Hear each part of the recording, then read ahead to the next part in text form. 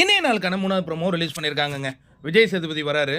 Big Boss season 9 ஒரு தீவிரமான ஆட்டத்தினுடைய கடைசி கட்டத்துக்கு வந்திருக்கோம். இந்த சீசனில் ஒவ்வொரு நாளும் பயங்கரமான ட்விஸ்ட் அண்ட் டர்னோட போயிட்டு இருந்துச்சு. எனக்கே ஒரு கட்டத்தில் படபடப்பாக இருந்தது. கடைசி நாள் வரையும் உணர்வு குவியலாகவும் அதை விட பயங்கரமாக டாஸ்க் ஆடினவங்க இவங்கெல்லாம் யார் வெற்றி பெறுவாங்கங்கிறத நம்மளால் கணிக்கவே முடியல. அந்த மாதிரியான ஒரு பயங்கரமான ஒரு ரோலர் கோஸ்டர் மாதிரி இந்த சீசன் போச்சு. இதனுடைய கடைசி நாளுக்கு நம்ம வந்துட்டோம். இன்றைக்கி ஃபினாலே. இந்த ஃபினாலேலையும் வந்துட்டு நம்ம என்ன பண்ண போகிறோம்னா ஜாலியாக இருக்க போகிறோம், ஃபன் பண்ண போகிறோம். இதை தான்டா ஃபஸ்ட்லேருந்தே சொல்கிறீங்க, ஃபன் பண்ண போகிறோம். அந்த ஃபன்னுனா என்னன்னே எங்களுக்கு தெரியாத அளவுக்கு ஏதோ ஒன்று பண்ணுறீங்க.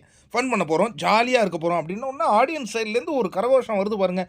வேறு லெவல். அவங்கெல்லாம் ரொம்ப ஹாப்பி ஆகுறாங்க. பயங்கரமாக விஜய் சேதுபதி ஃபன் பண்ண போகிறார், ஏதோ ஒரு நிகழ்ச்சியை நடத்த போகிறார் அப்படின்ட்டு ஒரு எதிர்பார்ப்பு தானே.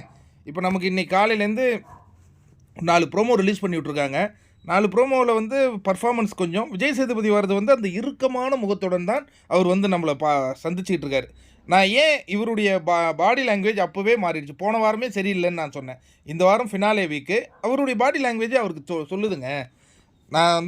நான் ஒரு விஷயம் நான் சொல்லுவேன், அதை நீங்கள் புரிஞ்சுக்கிறீங்களா என்னன்னு தெரில. குற்றமுள்ள நெஞ்சம் குறுகுறுக்கும். நம்ம வந்து ஒரு தப்பு பண்ணிட்டோன்னு வச்சிங்களேன், அது ஒத்துக்கணும். ஆனால் அந்த தப்பை நாம் பண்ணது தான் சரின்னு நம்ம மனசாட்சியை நம்ம ஒத்துக்க வைக்கிறோன்னு வச்சிங்களேன், அந்த மனசாட்சி உங்களை நிம்மதியாக இருக்கவே விடாது. அதுதான் அவருடைய பாடி லாங்குவேஜ். ஒரு ஃபினாலேக்கு வந்திருக்கோம், ஒரு ஸ்மைல் அவருக்கு வர முடியல. ஏன் வரல அப்படின்னா, அவர் தப்பு பண்ணதை அவர் ஃபீல் பண்ணுறாரு. ஆனால் அவர் ஒத்துக்க மாட்டுறாரு. அவர் ஒத்துக்கிறதுக்கு என்ன பண்ணணும்? அதை ரியலைஸ் பண்ணணும், அறிவிக்கணும்.